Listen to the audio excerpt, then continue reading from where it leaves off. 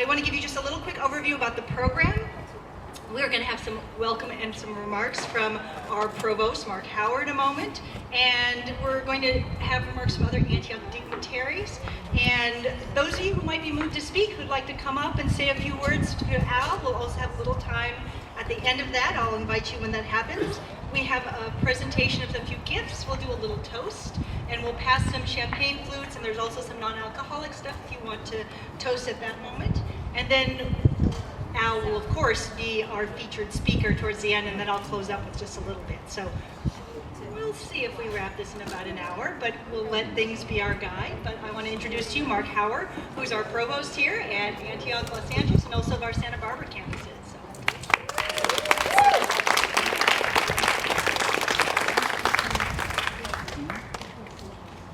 Thank you, Mihi.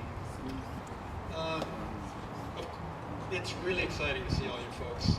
Thank you for coming out to celebrate Al, 50 years of service, extraordinary service to Antioch. And so many of you know him. He's changed so many lives and shaped so many lives. Can't hear you. Shall I start again? Yes. Can you hear me? Mihi promised an hour. With all of this, it's an hour and a half. Sorry. Thank you. I'll try and do better. So again, welcome. I am so pleased to be celebrating this day, partly because Al is a man worthy of celebration, as you all know. The other thing is we're not having a hurricane today. Yay! So thank you for joining us for celebrating. Al is the founder, of course, of the undergraduate program at Antioch University Los Angeles, and has, after founding the program, served in it, worked in it, taught in it for 50 years. That is just an incredible record, and it's been extraordinary hearing your stories. I'm just so pleased that we can celebrate this day together with Al and all of you, of course. Now, I also want to note that we tend to begin our ceremonies or large events or just special events with what we call a land acknowledgement. We do that because they're really important stories that if we don't repeat them, then we lose track of them. And we're part of a larger story. We need to pay attention to it. So here I'm going to read this, and then we'll go on with the rest of the ceremony in a moment. This is a really important part of it from my perspective. Antioch University Los Angeles. Antioch University Los Angeles resides on the traditional and unceded territory of the Tongva people. These lands and the Tongva people continue to carry the stories of this nation and the people's struggle for survival and identity. With this land acknowledgement, we take a step toward learning these stories and identifying ways to join in the decolonial and indigenous movements for sovereignty and self-determination. We're always part of a larger story.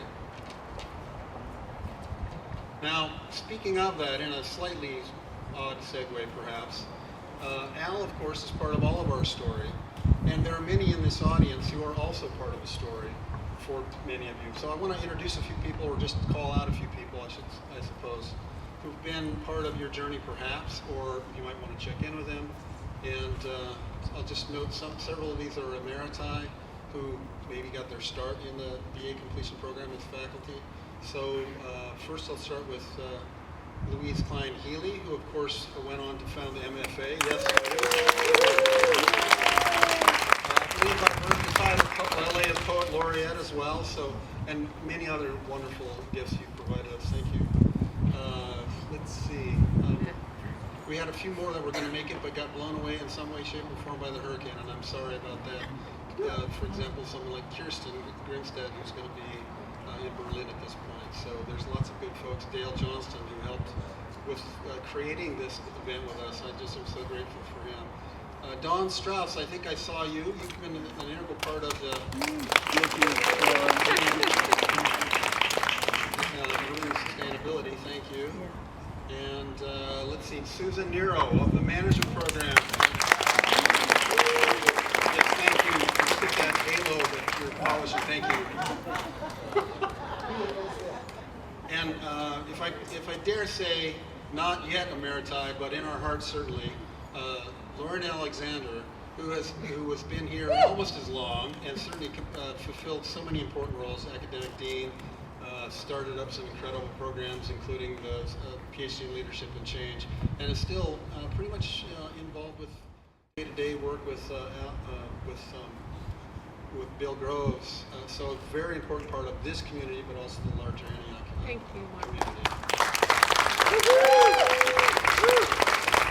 And the truth is, you're all special to each other in some way, shape, or form, whether you're alumni, a current student, a friend of a student or alumni or whatever else. So I appreciate, we've tried to set this up so you have time to meet and greet and tell each other stories. And I'm already filled with so many amazing stories about Al's teaching and the impact he's had on your lives. So thank you for that, and keep doing that. Keep telling each other these stories. It's another way to keep all of this alive.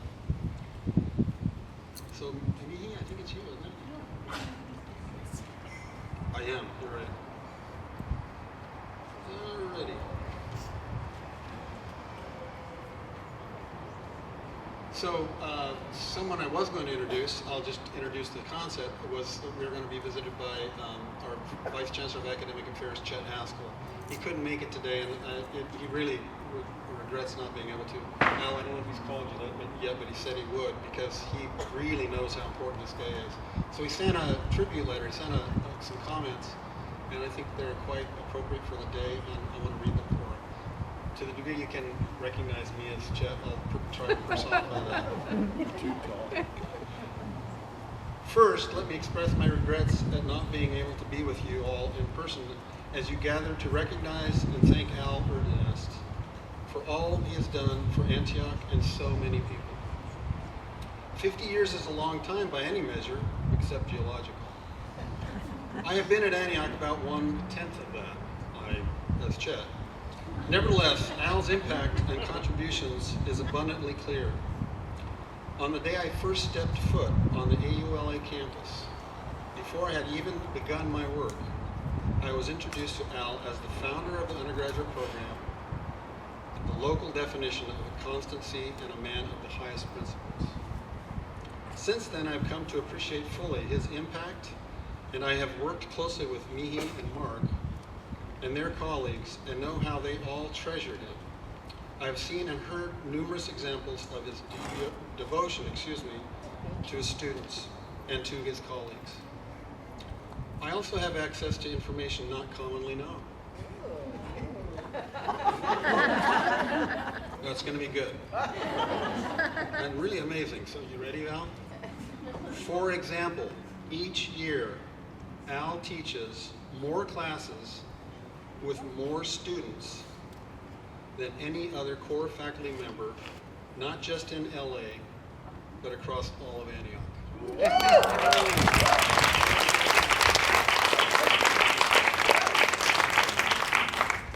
Yeah, thank you, Al. But this impact is much more than quantitative. He clearly sets a standard of professionalism in teaching that should be emulated. He clearly lives up to the highest principles of higher education. He is the model for faculty. His students love him, and more importantly, they learn a great deal. But Al is not just a local treasure. He is an Antioch University treasure. In Japan, they have a tradition designating selected people as living national treasures.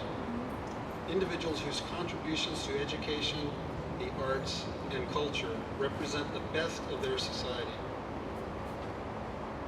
If the United States had such a tradition, Al surely would be so designated. Woo!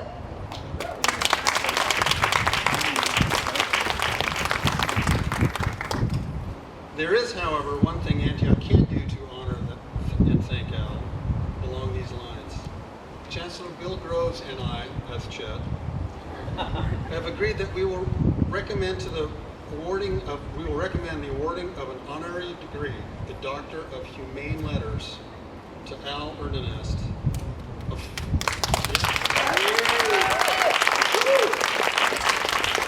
A formal resolution to this end will be approved by the Board of Governors at the next meeting in October, and the actual degree will be conferred at the spring 2024 AULA commencement.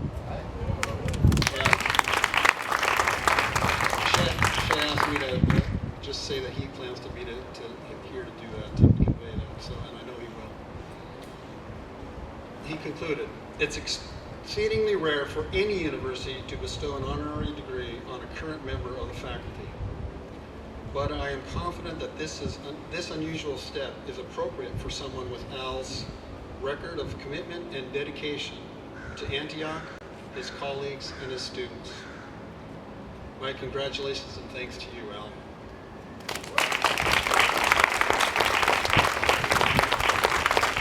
Okay, here's me again.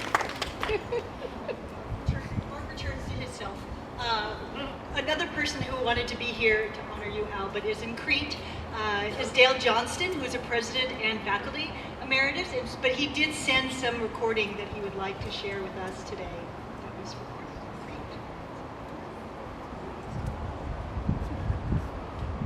Crete. Good afternoon. I'm Dale Johnston. I served as provost and president of Antioch University Los Angeles for 10 years for most of the 1990s. After stepping down from an administrative role, I taught in the undergraduate program. My final year before retiring in 2017, I was asked to serve as interim provost and campus CEO. I had prepared remarks for the original date of this celebration of AULA and Erdynast, and now on the rescheduled date, I am on an extended trip that finds me on the island of Crete in Greece, celebrating my 30th wedding anniversary with my wife Elsa. I do not want to miss this event, however, so I am today here with you with a recorded message and hope my comments contribute to appropriately recognizing Al's 50 years of service at the LA campus. It has been my honor to serve with Al for 34 years of his 50 years at Antioch. Today I want to share some of our mutual experiences and provide you a sense of this remarkable man. And I want to do this in an atypical way. As most of you know, for many years Al has taught courses dealing with famed Cubist artist Pablo Picasso. The Cubists wanted to show things as they really were, not just what they looked like. So today I would like to paint my personal portrait of Al, a portrait of who he really is, a portrait from everyday life that I have experienced with him over the years. And I'll do this by providing a few short, unconnected vignettes. And in good Cubist tradition, there will be no transitions. I came to Antioch in 1989 because of the institution's historic reputation and the quality of its faculty and programs. I was charged with further developing programs, increasing enrollment, and creating some order to what some perceived was a kind of chaotic and inefficient organizational system and student services. Now, if you know anything about the culture of Antioch, you can imagine how some of these efforts were received. Although we were eventually successful and through all the turmoil and struggle, Al was always supportive of my efforts and provided wise counsel. Needless to say, he and I had many closed-door sessions in his randomly organized office. If you know Al, you know he's a coffee hound. Since I've known him, he is always the first person to arrive on campus each morning, and he makes the coffee. And he has a real knack for it. And it's wonderful, strong coffee, which I always appreciate. And it was at the coffee machine that Al and I would often meet. It was here that I learned what was really happening in his life. How Renee was doing in her studies, how the kids were doing, when school was starting, how they were progressing, who had colds, how they were doing with boyfriends and girlfriends, which colleges they were attending, etc., etc. It was over these cups of early morning coffee that the full measure of Al's life was revealed to me. Over the years, Al invited me to speak in his moral development course. They were dealing with some of the ideas of the Dalai Lama, and Al thought my background in philosophy and religion might provide some insights into the discussion. So I came to class and I gave a presentation, and then the fun began. The students' questions were well informed and perceptive, and we engaged in some exciting dialogue. Finally, Al spoke, and he began to identify several seemingly insignificant remarks made by the Dalai Lama. He related these to the discussions we've been having, and suddenly, almost magically, enlightenment happened.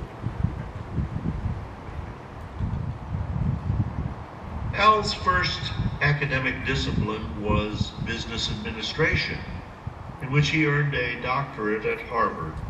So when he began to talk to me about his investment portfolio and timing the market, I decided to learn from him. So we would meet and talk about how the market was doing, when the ups and downs were going to occur, what assets should be moved, and how much.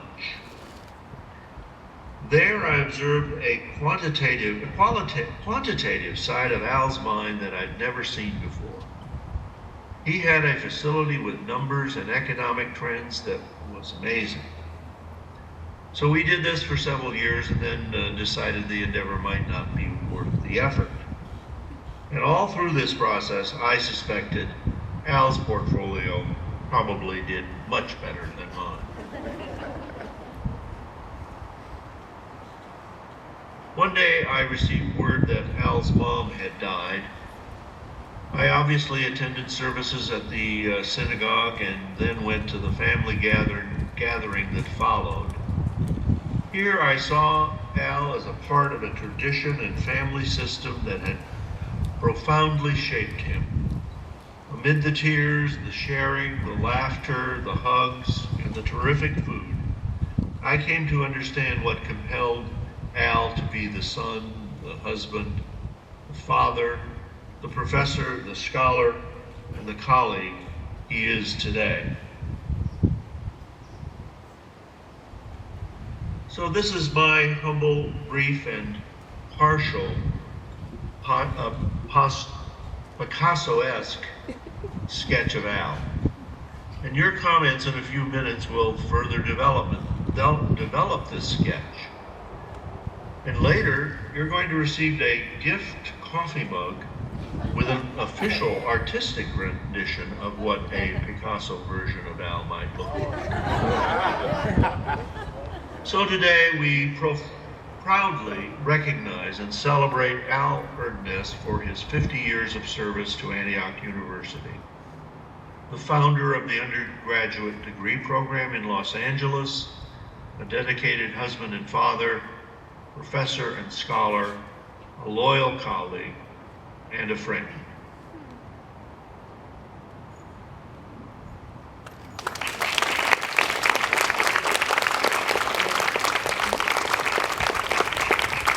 I'm going to introduce next Lauren Alexandra. Mark mentioned her title enrolls, and she's also going to read a statement from Lance Dublin, who is a longtime member of our Board of Governors, Board of Trustees. And so, Lori, and speak.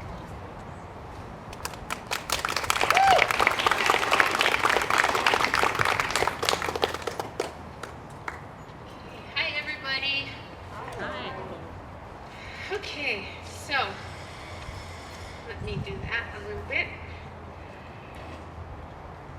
I'm Lorian Alexandra.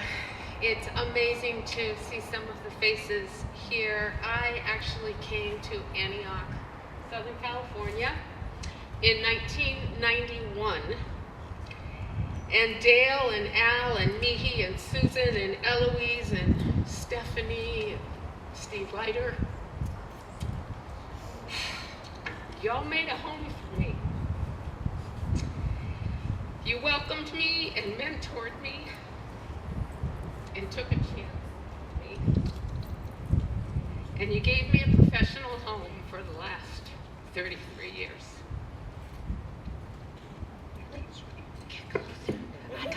Okay. It's like making love with the microphone here. Okay. I want to thank you all for those 3 decades, and to Al in particular. I often wondered, Al, what brought you here after graduating from Harvard? What was going on in your mind? I still don't have the answer to that, although Lance provides some ideas. But it was an amazing act of courage, whether it was because the moment of time, the belief in experimental education, or for some personal reasons. You created something extraordinary with a team, and I think we all are indebted to you for that, so thank you. And I've been asked to read a couple of words from a member of the Board of Governors who actually hired Al. That's amazing. Not that anyone would hire you, Al. It's amazing that these people are still thread lines in your life. So this is Lance Dublin, who was the assistant dean provost of Antioch West from 1971 to 1978, and he currently serves on the Board of Governors of this university. Lance says, "I am so honored to offer my congratulations to the students, faculty, and staff of Antioch University Los Angeles on this 50th anniversary. I have had the extreme good fortune of experiencing its birth and its 50 years. To provide a moment of context, my son is just 32 years old, so this relationship with Antioch represents the longest relationship of my life. It's important we take this opportunity to appreciate the journey that has brought us to this moment. It all started with a landline phone call from a community organizer in Los Angeles, answered at a desk in a warehouse in San Francisco. That call spawned an undergraduate degree program with 8 students and 1 faculty member, housed in the big and tall man's shop on the corner of Fairfax. And that grew within 1 year to 55 students and 5 faculty. That program then grew into a center with multiple degree programs, and then a campus, and that campus became the cornerstone, of course an LA person would say, the cornerstone of the National University. And that university is now on the precipice of again making history in higher ed. Who would have dared to imagine? And yet, it happened. I am particularly honored to extend my congratulations to Dr. Al Erdynast on his 50th anniversary of a career not just in higher ed, but in this institution.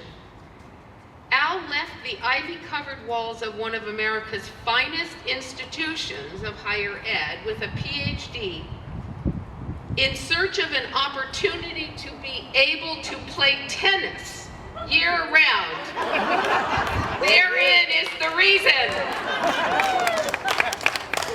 In sunny Southern California. No. I meant in search of an opportunity to share what he knew and believed with students as they pursued their higher education and made their way in the world. From the very first interview I participated in with Al, after I overcame my bias against someone educated at Harvard, which I believed was polar opposite to what we were endeavoring to create in Antioch West, I felt Al's depth of conviction to apply his studies in moral philosophy and moral development to make a difference in this world. Little did I know that this conviction would find a place in this fledgling institution so far from the lofty heights of his doctoral alma mater. But Al did not just find a place, he didn't just find a job, he found a home and a career, some would say a calling. I am grateful Al has chosen to become an Antiochian, as his impact on hundreds, if not thousands of students, adjunct faculty, core faculty, teaching faculty, administrators, and trustees will be forever lasting. Al is truly a man like no other, a teacher like no other, a mentor like no other, a colleague like no other, and I've heard a pretty decent tennis player. So congratulations, Al, and also a sincere thank you for embracing Antioch and for dedicating your career to making this institution what it is today and what it can be in the future. Lance Dublin, Board of Governors.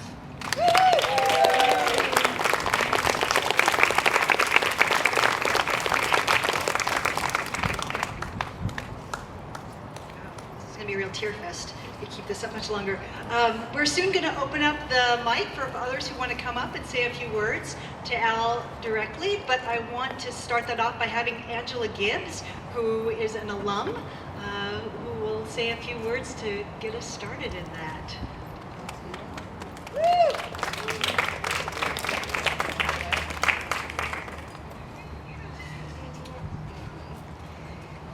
Hi, Antioch alums, students, those graduating, the newbies, how are you? So happy to be here and so honored to be able to say a few things about you and the school. I want to speak from my heart, so I put it on paper, so I would not ramble, because it's too important. I want to just give a little moment, make this personal in terms of a moment about who I was when I came here. I was lost, a bit confused. I was in my 50s. I had, been established in a lot of different areas, production, etc. And yet I found myself hitting a wall. I found my purpose, couldn't find my purpose. And I just didn't know what to do, but I kept hearing about Antioch. So one thing that I knew I needed to do, or always wanted to do, was finish that chapter in my life, finishing my BA. I went to Howard University years and years ago, and I got a BA BY. He's 46 today. But I still wanted that BA, and I'm so glad I waited and I found Antioch. When I got here, a new fire was lit within me.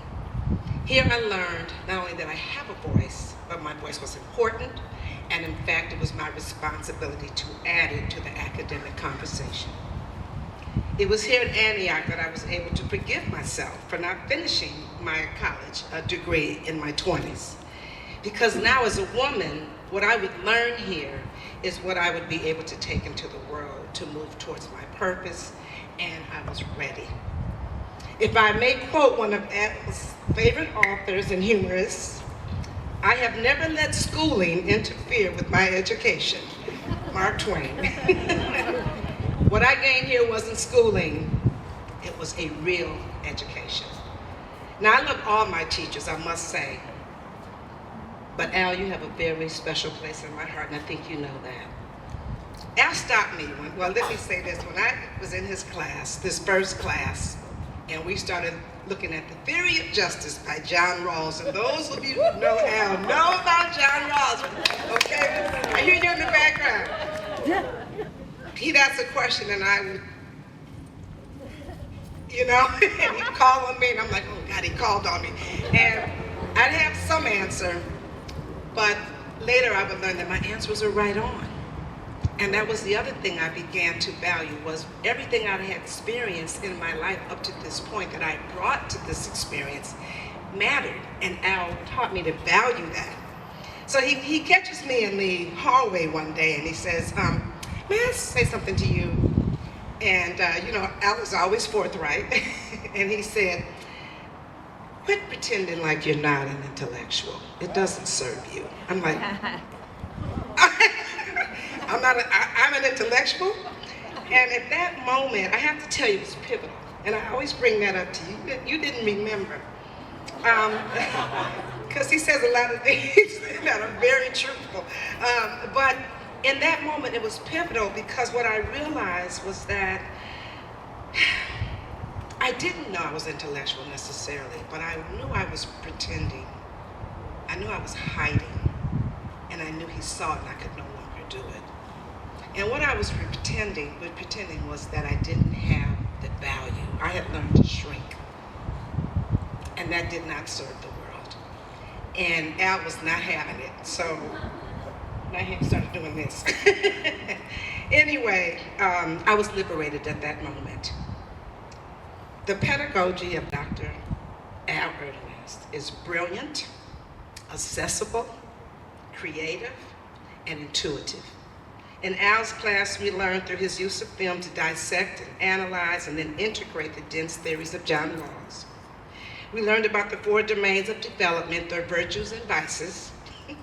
I remember one time Al asked a question, if someone's on a level 4 and, you want to laugh, and they're in a relationship with a level 2, what level is the relationship? And I'm thinking, you blend them together, maybe a 3? A 2. You will always reduce to the lowest level. And I thought, that's why my relationships aren't working. I'm not going to tell you what level I was on, but anyway, things changed after that for sure. I even stopped therapy in his class while I was in his class because everything I needed to know about me, I was learning through Rawls and listening to you.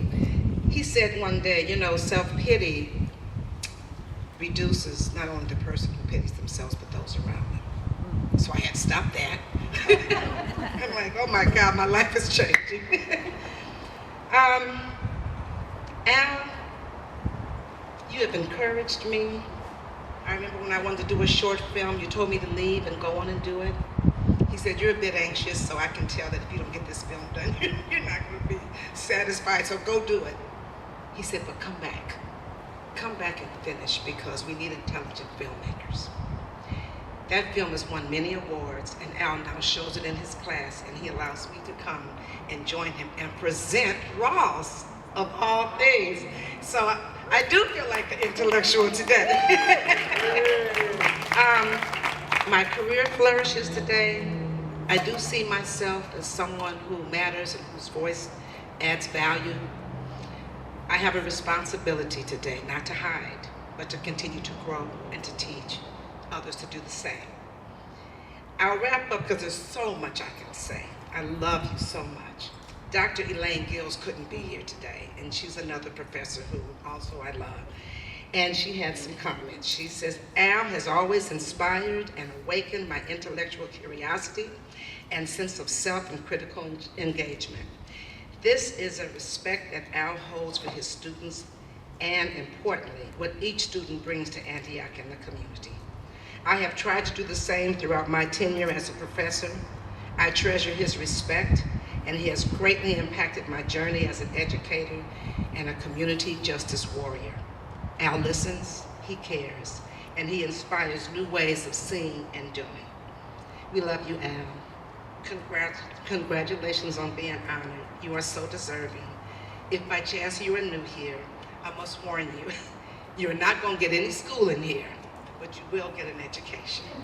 And this is a gift from Dr. Gills and I on the relationship with Jean-Paul Sartre. And we all know Simone de Beauvoir, which you taught, but I understand you haven't gotten this book yet, so it's my honor to give it to you. I'll hold it so you don't have to worry about it right now or give it to a family member? Okay, all right. Thank you so much, and thank you, Adam. And thank you, Annie.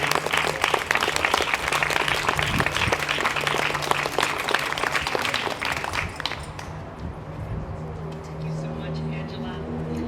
Now is the time. If anybody else would like to come up, I see Leah Haynes, Meg anybody else would like to come on up. So maybe Leah and Susan, Nero, yeah? Scoot your way up towards So yeah, I'm Leah, and when I first came to Antioch, I saw myself as a really strong D student, and I really, after all those years of no homework and no schooling, I'm just gonna grit my teeth and get through this and finish that BA. And it was my first week, actually it was in Al's class. I was like, why did I avoid this for so long? This is awesome. It's like book group on steroids. And I was a member of 2 book groups, so it was just wonderful. And then one of the first events that I went to, because I'm a big family person too, so having lots of family around was wonderful. And one of the things I liked about Al was that he had 4 kids. So he brought 2 of the kids. D-Day and Jack were at the event with him, and they were adorable. Had a great time with the food displays. And when they were leaving, when they're driving out in the car, Jack is hanging out the window. He was about 5 at the time, hanging out the window of the car. Hey, Leah, can you come to my house for a sleepover? That was fun. And then, of course, the girls were here on campus when we were doing the Piaget research and study, and I cornered them in the kitchen, got them to do the, I don't even remember what it was called, but it was a long time ago. Anyway, at the end of it, I was telling Al, like, hey, the girls were volunteered to do that, and Mary Claire said, we didn't volunteer. So anyway, they all helped, so the whole family was a part of it. But this school, and really Al, like, the first advisory session I had with Al, he said, so what do you plan to do with your education? And I said to him, I just think I want to find something that I can do till I retire that I'll enjoy. And he said, well, what if you pick something that you don't want to retire from? And that was like the best challenge for me in that moment, because I really gave it some thought about, well, what would that be? And at the time I thought, well, I think I want Al's job. And I did get to work with Al and teach for a while, and I absolutely loved it. And I do now look at my work as something that I will do until I can't do it anymore. And so I thank you for all of the Mark Twain. Every time I hear a speaker quote Twain, of course I think of Al. And of course today, don't you think he's a good combination of Twain and Picasso with that tie and the white suit? And I often remind myself when I'm in a group or speaking like this that it's not a bad idea to stay quiet with your mouth shut and let them think you a fool rather than open your mouth and have them know for sure that you are. So I'll leave it with that.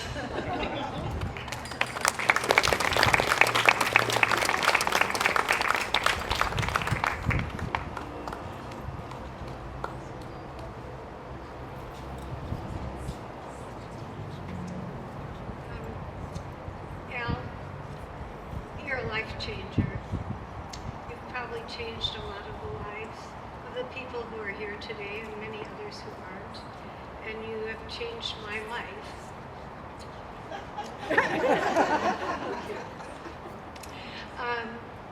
Al hired me 43 years ago. I may be the oldest faculty member, the first one you hired that's still around.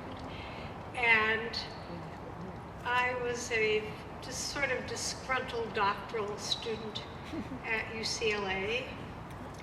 And you offered me a home, a professional home, an academic home, a spiritual home, which I enjoyed for over 40 years. And I am forever grateful to you for that. And I so appreciate, respect, love, and love to tease you. You are probably one of the easiest people and most unique people to recognize and feel warmly towards that I've ever met.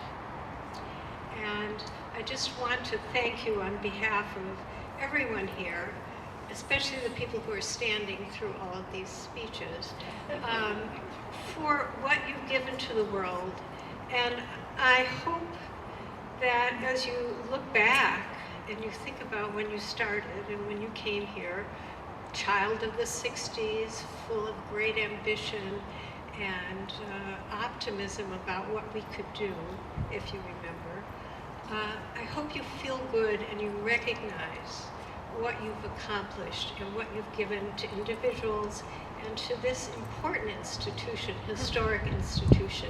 So I just want to offer my gratitude on behalf of all of us, but most especially for myself.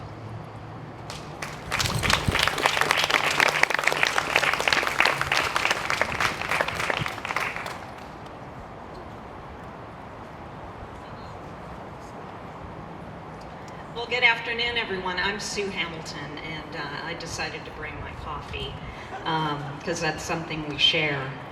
Not just any coffee, very strong coffee. I met Al in 1992 when Antioch, LA was in Marina del Rey. I was a very young actor at the time, and I had an acting degree, but I decided I wanted more degrees. So I found Antioch, for those of you who have been around that long, in a magazine. I think it was LA Weekly. It was LA Weekly. There was an advertisement and it talked about artists being welcome at Antioch, and I said, well, this must be my place. However, the first night I went to school, Al was my instructor, and I remember sitting at a desk, which was something I had not done in a very long time, and I felt a little queasy. I was an actor. I was used to standing around in circles, standing on stages, but here I was invited to sit in a desk. But one of the first things Al said was that he was friends with Stella Adler. And Stella Adler, as you know, was a famed actor, director, and then a very notable acting teacher, and someone who I truly looked up to and felt that she was royalty, especially in my world. Now here was Al, my new instructor, saying her name. So we quickly realized we had an affinity for Stella. Al, over the years, has been my professor. He's been my mentor. He's been a true friend. He is also now working on my dissertation with me in my EDD program at Antioch. So I am a true Antiochian. Oh, well, thank you. But here's the thing I remember most about Al. He always expected the best from me. And he always knew that I would deliver. So thank you. Thank you for your love, your inspiration. I hope I've made you proud.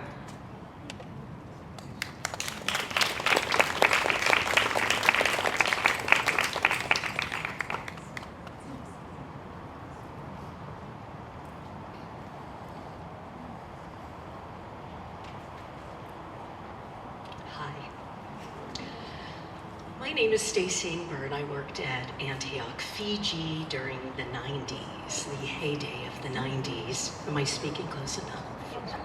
Good. Okay. And it's lovely to be here today to celebrate Al, but I'm really asking for something from you. You said I graduated with an asterisk because I never took any of your classes. And some of you can understand why.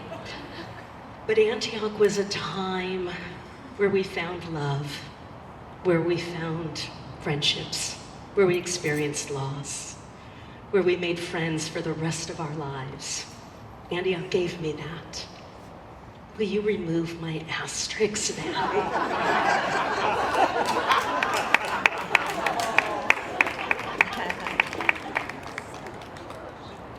And we used to drink scotch in that very organized office. Maybe we have room for one or two others? Naomi and then Edwin.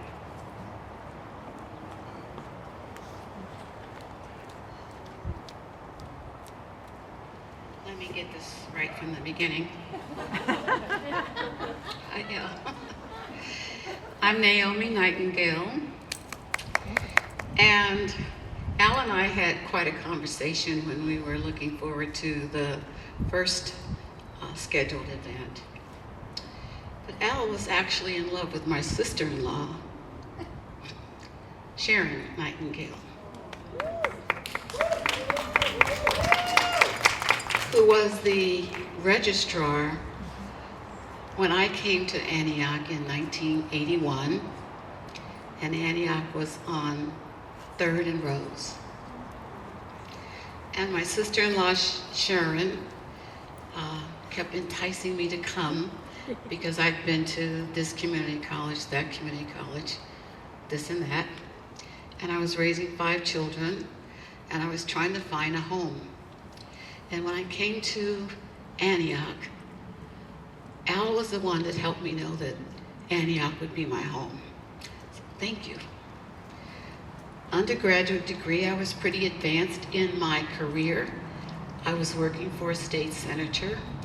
I was teaching on an adult ed credential, but I knew I needed a degree to go further in my career.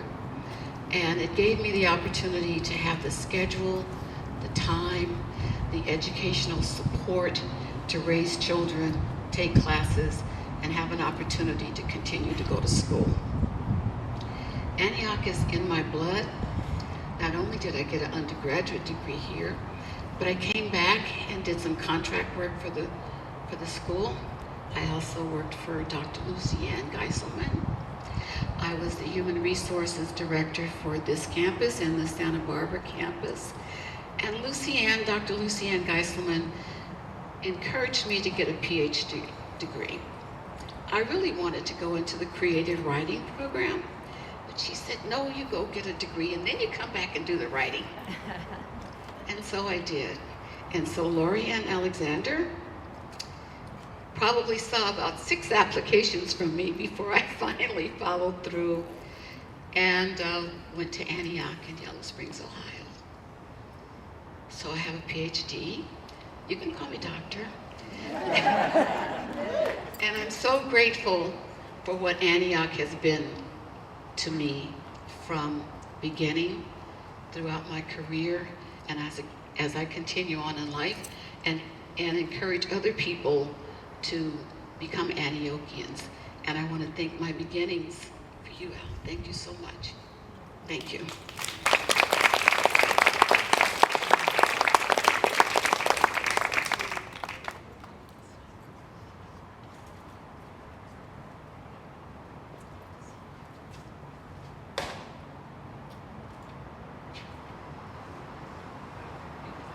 Hello, my name is Luis Gomez. I'm a recent graduate. And, there's always a question, how do we get here? And I remember I heard a commercial on NPR. For some of you, Antioch accepted artists. For me, it was Antioch accepted adults. And I figured if it's on NPR, it has to be a good thing. So I came to an orientation. There were about 5 of us. And Professor Tripp held that orientation.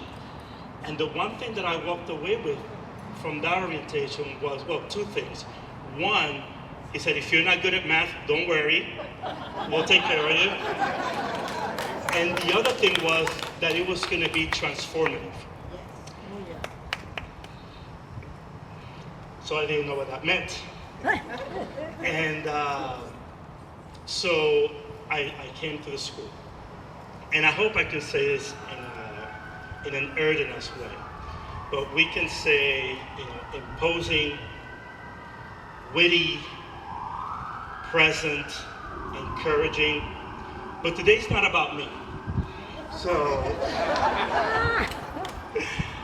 I remember taking the first class, and Leah was conducting the class with him.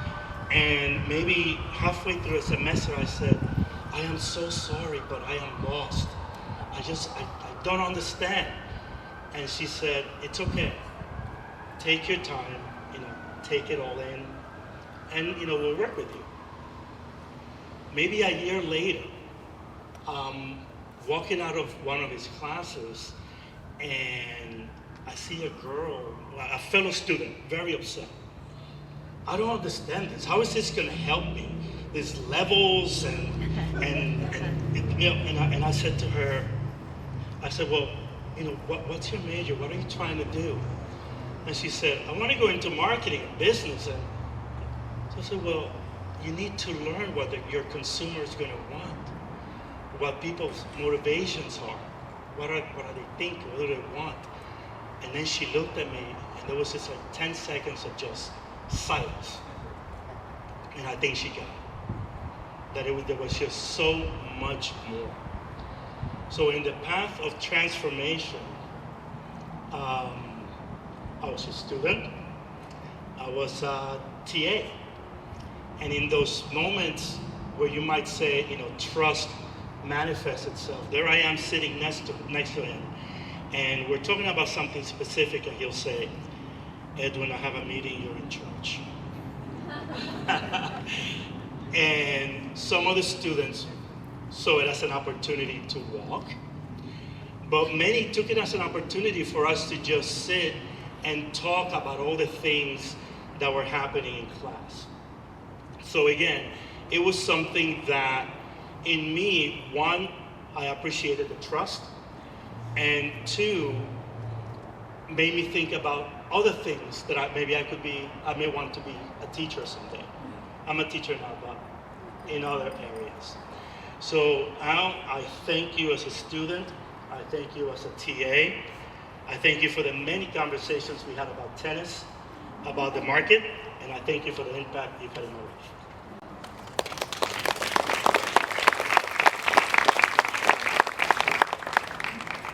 I know lots more people would like to say something to him, and you'll have to do that after, because we do have some gifts, and we want to hear from Al himself.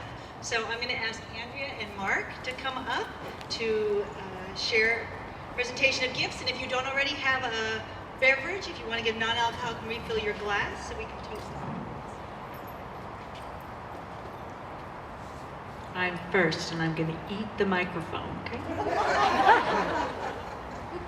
So it's wonderful to see everybody here and to hear tributes and stories about Al. I was lucky enough to be the person who showed up at 7 in the morning, and then Al and I had alone time. We could talk, and I could watch him make coffee, and I would tell him, tea is much better. Never drank a cup of Al's coffee, so y'all enjoy. So we've heard a lot about Al, and as Dale said, there's a very Picasso-esque experience, and so we hired a local artist to do a rendering of Al.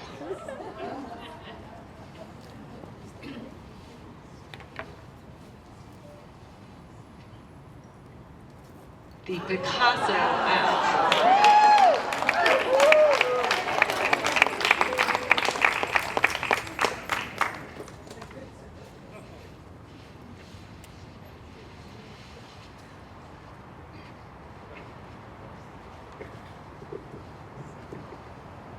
So the next gift we want to give is connected to this. You see the mace over here. In higher education, during certain ceremonies in particular, should we get that up on? Sorry. I'm sorry, I'm still told too. It's traditional to carry a mace, for someone to carry a mace. The mace represents the import of the occasion, that something really grand is happening. Take note. And usually it also conveys on the person who is carrying it, this is an important person. Take note of this person. We're proud of this person. They've meant a lot to us as a community. Now, for the last many commencing ceremonies, Al has been the one carrying the mace, as it should be. And the committee wanted to give him the mace, but we were told you can't give Al the mace. So we commissioned another artist, in this case, a really talented guy named Dean Richards, who measured the mace, took down the exact measurements, compressed, titrated it down a bit, if that's the right way to put it. And we have, think of it as kind of a ceremonial mace now. Now, this is because it symbolizes the importance of what Al's been in these ceremonies, but let's not forget, he will always be our mace carrier.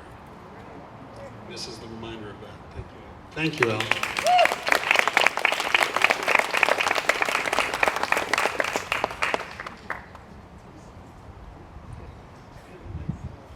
I'm doing the toast. While Mark is getting his glass, I just want to note that the mace artist and the artist are Andrew Richards' husband and her daughter. Yes, that's a very talented family, not just all local, but very talented. So, probably you're wondering, why do I have this flute in front of me? Well, because we're going to toast Al. There's no way in any one toast it will capture what we've said today and what we feel in our hearts. But I'm going to give it a little bit of a shot, at least in terms of something to encapsulate it. So, Al, with gratitude and the deepest admiration, thank you for 50 years of excellence and service to the university, our mission, our students, the profession, and our AULA community. We treasure you for this and so much more. Thank you, Al. We salute you. Next 50 years.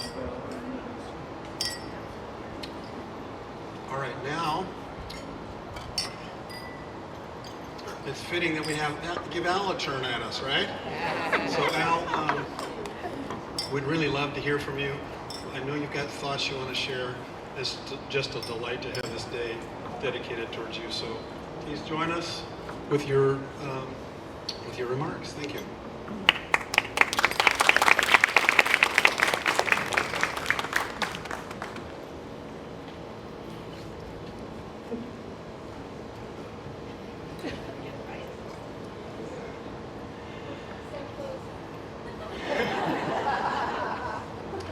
Dear alumni, welcome.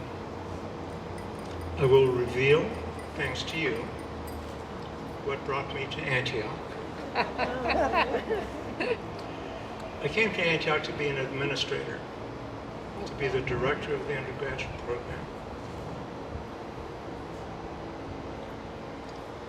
Philosophies are common for the education of traditional educational age. Antioch was an opportunity to create a philosophy for adult reentry students.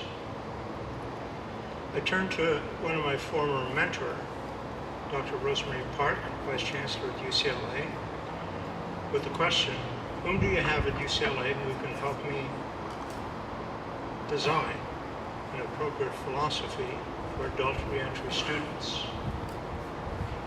And Rosemary's answer was, there's no one here who can help you. You'll have to do it yourself. Several years later, Antioch Los Angeles was recognized as one of 16 model programs in non-traditional education for adult students. And the Antioch Los Angeles program has improved from there to its presence. So that's the answer, and I deliver it directly to Lorian to convey it.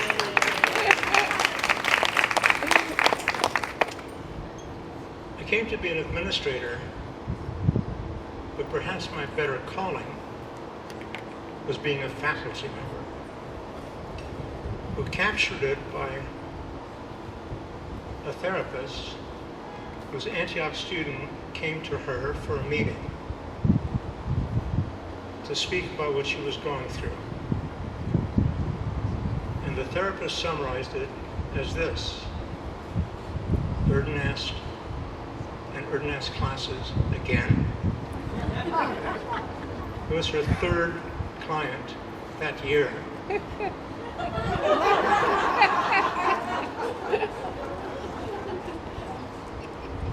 So what I tried to provide was a formative set of experiences in my classes. Formative experiences are ones that live on in the future, that don't die with classes. Students benefited, changed, and always think about Antioch because of it. I emphasized what was emerging among the students. And I affirmed that. And I discovered that affirmation of adult students is very potent. Some of my colleagues have perhaps thought that I've given grades too high to my students. But my answer is this. When I was a doctoral student at Harvard University, and I took my first class with an intellectual giant, Lawrence Kohlberg, at the end of the semester, I wasn't ready to write a paper, so I took an incomplete. So the policy at Harvard University, I want Amy Decanay, our registrar, and Yara Wang to know that if you take an incomplete, you have to finish it within 12 months, otherwise you lose credit. But one day I received a postcard from the registrar at Harvard University, and I had received an A for a paper I never submitted. So my mentor Kohlberg wanted to know not how much I knew at the end of one semester. What he wanted to think about and know was what I was going to do 20 years later to advance his theories or revise them. So I want our registrar to inform the accreditation institution that my standards have never descended to Harvard University.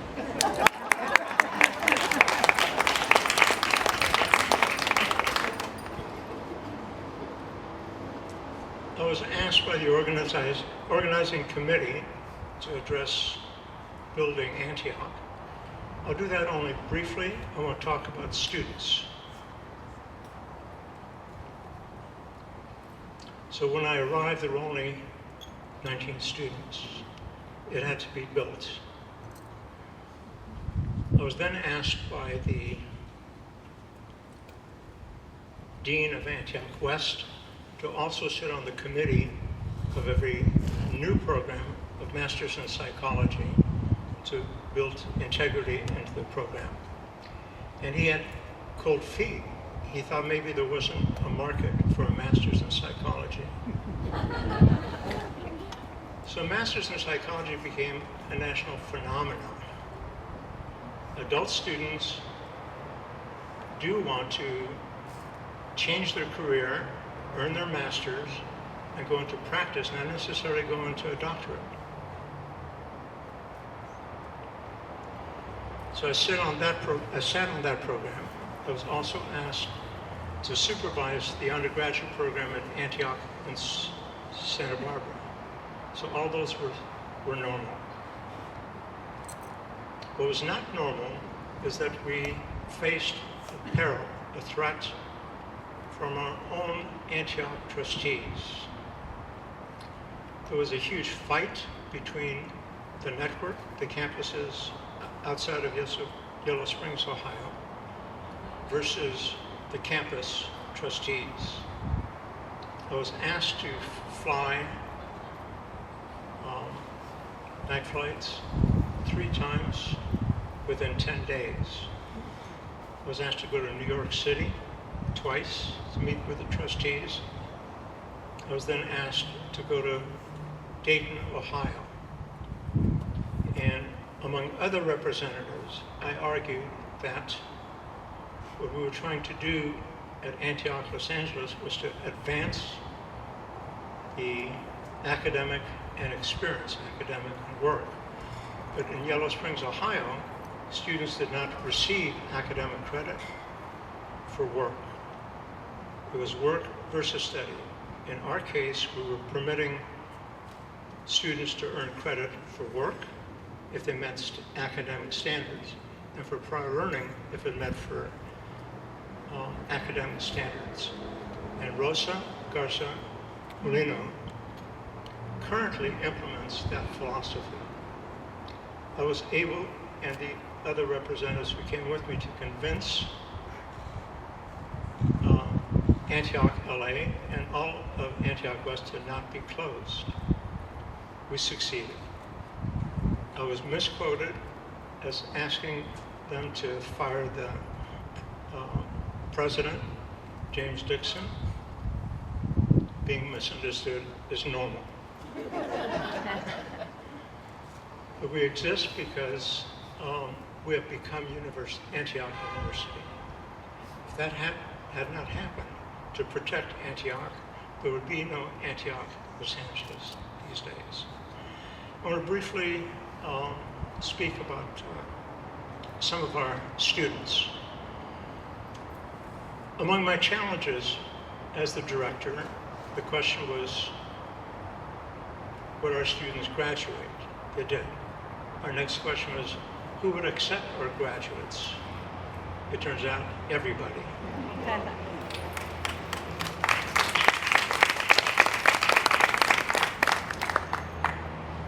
In the late 70s, two students worked with me. I delivered a paper at USC on cognitive developmental conceptions of the true, the good, and the beautiful. And I gave two undergraduate students co-presentation. I thought that they would learn the same material at a higher level. And if they were listed as a co-presenter, it would help them get admitted to graduate schools. Those two first students were Cheryl Arman and Joan Nelson. I then sent them to Harvard University to study with Lawrence Kohlberg, and I was relegated to FM, former mentor. But I was asked to be on Cheryl Arman's doctoral dissertation. Full circle is now on Sue Hamilton's doctoral dissertation committee. I've given many students co-presentations to get them to be exposed to other faculty, other researchers. In one instant, I was scheduled to be the keynote speaker at a conference in Massachusetts. One of my children, Esme, wanted to come with me to watch her father make a keynote presentation. It was a mob scene at the LAX. A mile from the aircraft, we got out of the car, walked as fast as we could, and to discover that the flight had left. But fortunately, two of my co-presenters were able to come in from Washington, Spokane, Washington, and another from Canada, and they became the keynote speakers. So Antioch undergraduate students were the keynote speakers when PhD candidates from the East Ivy Leagues were not permitted to be keynote presenters. So they were able to present for me, and they had the discipline to be able to answer all the challenging questions from the audience. So Cheryl Arman, who went to Harvard to get her doctorate, my mentor referred to her doctoral dissertation as the single most important doctoral dissertation done at Harvard University in the last 20 years. So that was an important achievement for our program. During my time as a director and post-director, I was offered the position to be a candidate in an actual presidency during my time at Antioch, and I turned them down. Whittier College asked me to be a candidate for president. Mills College in Oakland asked me to be president. And the chairman of the board of the Institute of Transpersonal Psychology in San Jose insisted that I come up for an interview. I obliged, although I said I've retired from administration, I've retired to teaching. During my time there, I reserved time to review and read every dissertation, master's degree granted there. Turns out that one of my teaching assistants was working with the Dalai Lama, and conveyed that I was a candidate, had been there, and the Dalai Lama wanted to know of my opinion. So I was going to generalize about that conversation, which was very impressive, but a little voice in my head told me, and that voice recognizably was the voice of Andrea Richards. Now, I can't generalize from an N of 1.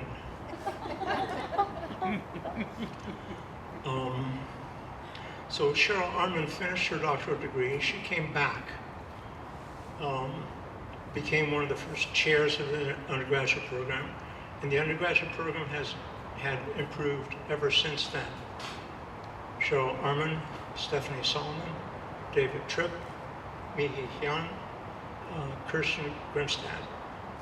In my view, they know everything that can be known about administration, and I know the remainder.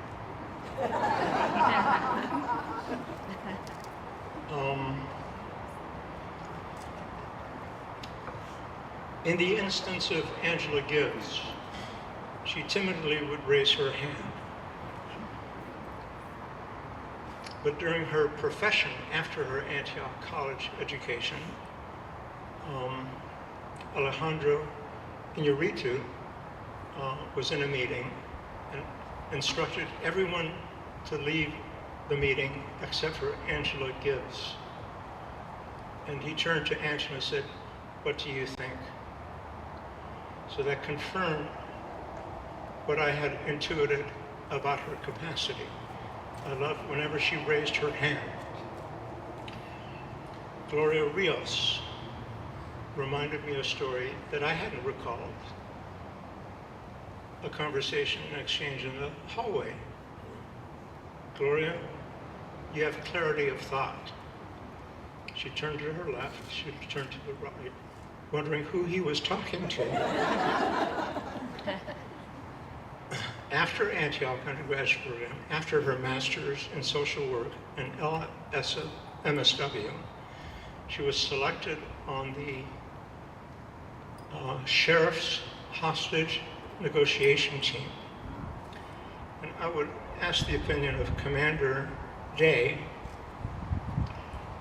who do we want on a negotiation team? Someone who has clarity in thought, or opaque thought?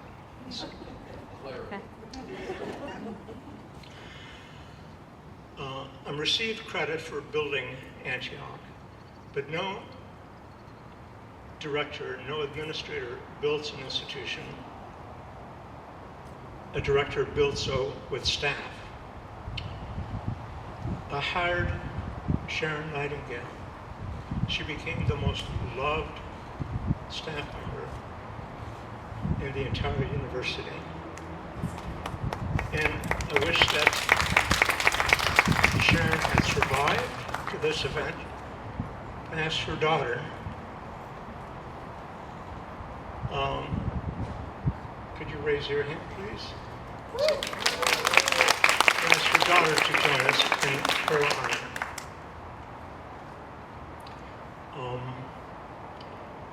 My staff member for 6 years,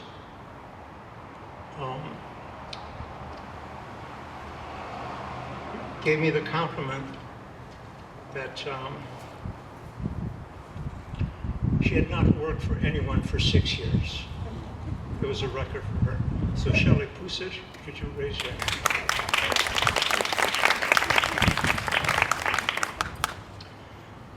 I knew that just having an undergraduate program was insufficient. We had to build other programs. So I proposed a master's program in organizational management. Then Don Mankin came in, and Susan Narrow took over and implemented that. Alois Klein-Healy was an undergraduate faculty member, wrote a program for master's, an MFA in creative writing, along with Lorian. Eloise, could you raise your hand?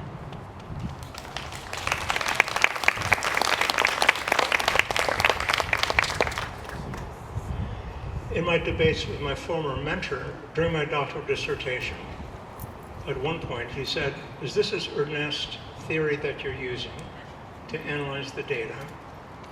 And you have a perfect right to have your own theory. Or is this Colebrook's theory that you're using? I said, Erdynast has no theory. I'm using Colebrook's theory. I was wrong. I had to reanalyze the data. It cost me an extra year, but keeping my feet close to the fire was productive. Now I can answer, yes, Erdynast has theory. One of my undergraduate students, Wendy Chen, helped me publish in 2014 the relationships between moral development and aesthetic development, using Picasso's work. And so Wendy Chen, an undergraduate student, helped me prove a theory, even though it took me 30 years to do so. Amanda Donnenfeld was an undergraduate. I'd begun to study generosity. Amanda and her colleague, Dee Sofer, grabbed 80 interviews, went to Starbucks, came back with 80 interviews. So those were my projects. She has her own present projects. Mark and Mickey Day. Mickey was first my student. Your hands up, please. Was my student. So 20 years after that, Mark proposed marriage, and her conditions were two. The first is he would be required to love her for the remainder of her life. And the second is that he's required to go to Antioch and study with Erdynast. So Mark Day, after he graduated from the bachelor's and master's program, came back as a consultant to Antioch. We were contemplating designing adult reentry students for police officers with a justice program. So, Mark? And, Sue Hamilton has spoken. She was an undergraduate student. She and I read the diaries of Adam and Eve to my class of Mark Twain. Now comes back, has her own studio,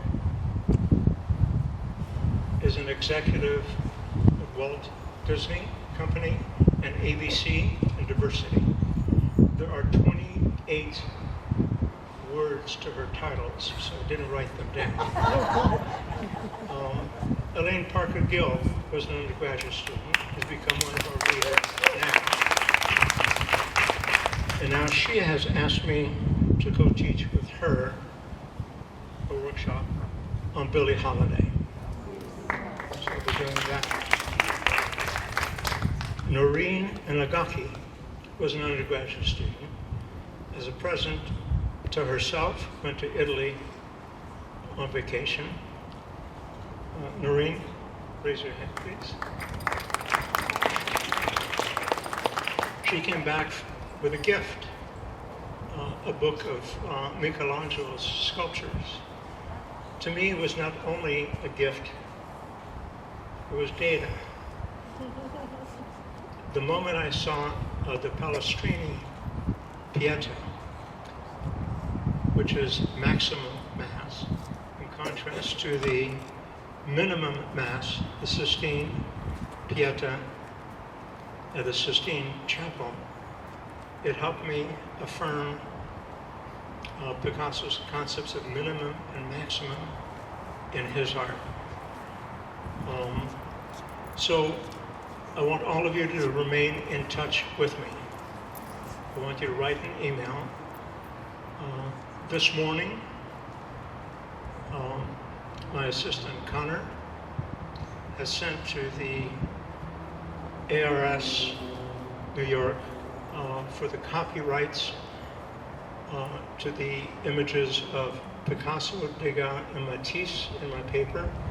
I'm publishing a paper on minimum and maximum Picasso's art. This is not a tie, it's a cue. So all of you interested, please write to me. I will send you a copy of the manuscript. I've learned some new stories, but there are more stories, some exchanges I had with some of you that I don't recall, but they're treasures. So I want all of you who are alumni to send me stories about exchange of our exchanges. I hope I've answered to the administrators what brought me to Antioch. I'm fortunate to have been at Antioch. Thank you.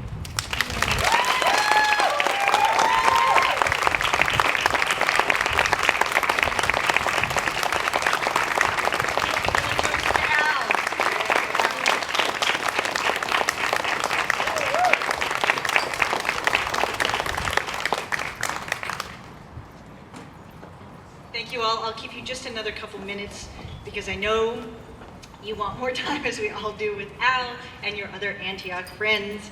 I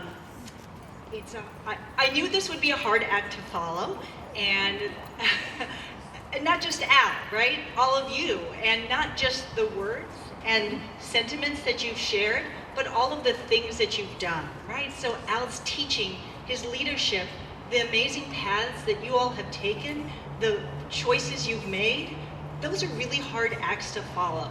And that's what I wanted to talk to you just a little bit about today. When we wanted to celebrate the first, what we keep calling the first 50 years of Al at Antioch, the first 50 years of Antioch in Los Angeles, Al said, okay, but don't make this about me. Right? That's very Al. I want this to be about the students. And I want this to be about getting more access, having more students have this experience. That this, right, this is so Al, like not about him, but this idea about what we need today in the world. So I just want to take a moment to talk to you a little bit about this, that question about how do we follow this, right? And we all are following something, whether it's Horace Mann, Rebecca Pinnell, Al, all of you. We know that this is what we need in the world today, that there is probably one of the most difficult times in human history about the racial, the economic, the environmental, the social injustices that we have a moral imperative to combat. And the idea that your ability to do that, your creative, the critical thinking that you experience in your education, that you gained from conversations with Al in the hallway or in class, are what we need today. And the idea that higher ed is in a real crisis now, that small, independent, innovative institutions like Antioch are really struggling. We're really trying to find a way to get more students into classes. The Bridge program that Sherry Foose and David Tripp started many years ago is one inroad into that, right? That idea that we can bring education, a humanities-based education, to students who are at no more than 200% of the poverty line. What a revolutionary idea. That these are the opportunities that we have is something that Al asked me to speak to all of you today about, and to recognize that we need your help in doing this. Al mentioned the mug, that he said he was willing to be the face of this event. So we literally took him at his word. He is the face of this event, and you will get a mug on your way out as a memento of this occasion. And inside of it will be a little charge to all of you. So I hope you will take a mug and take up that charge. It will give you some opportunities to donate to the scholarship fund. I promise you 100% of whatever you give goes directly to students. It's a new scholarship fund that we started in honor of this event. It's an LA undergrad founder scholarship. We've set for our goal for the first year a $75,000 goal, so that we can give out a $10,000 scholarship to a student each year. We have a lead gift from, may I say, Joan Nelson, who he mentioned, of $10,000. We've since had 3 other donors who gave $3,045. We're hoping to quadruple, whatever, sextuple, decuple that in the days to come, and we hope you'll be a part of that. When I looked for the donor list and we were inviting all of you, I was really surprised to find that only 22 alums had given money directly to an undergrad scholarship. I know many of you have given in many other ways, and I know many of you are those 22 people, but that really spoke to me, about 22 folks. Like, we can do more than that. And I know it's not possible for all of you at this moment, but I really hope you'll think about honoring this 50 years with some gift, perhaps in the multiples of 50, that would be very lovely, to continue this legacy. I also want to ask you to continue to follow us in various ways, right? On social media, if you do that, right? If you open our emails, come to our events, that's a really big part of who we are in building community, that who we are in spreading that word comes from that kind of community. The next big event we'll have is on October 29th. Consuelo Flores, who's a BA and MFA grad, and also a nationally renowned artist and expert on the Dia de los Muertos tradition in the US, is doing a one-day workshop for our students, but she's also going to open up 10 spots for alums who'd like to come in person. She builds this beautiful altar. She teaches you to make the ofrendas. I really encourage you, you'll get something in the mail. Please open our email, and hope you'll come to some of that, those kinds of events. Please, we'll try and do more of these now that we have pandemic is at least a little different phase. Join us and be in community together with us, yes? And when you do, please, on Monday when you go back to work, when you talk to your friends, tell them you came to this amazing event. Talk to your friends about this educational experience that you had. That's what we want to hear. If you do the hashtag thing, hashtag Antioch, hashtag 50 years in LA, hashtag Al, right? That 90% of our students come from word of mouth. And we're so grateful to you. Thank you for talking about that. So please continue that tradition. Those are our best and brightest students, the ones that you tell about your experience to. So we really hope that you'll encourage to do that. And I want to just, again, kind of end with this theme of thank you. Thank you for doing that. I want to thank the committee, Mark, Andrew Richards, Sandy Lee, Asa Wilder, I'm not forgetting anybody, that did a lot. Al was the one that really kind of helped see this, so thank you to all of you for helping, for those of you that staff the table and all of that. Thank you for helping others follow their dreams in all these different ways. Thank you for coming to celebrate Al, and thank you for being you. So toast one last time to Al. We're here for a little while longer. We're here to the next 50 years of Al, the next 50 years at Antioch in Los Angeles.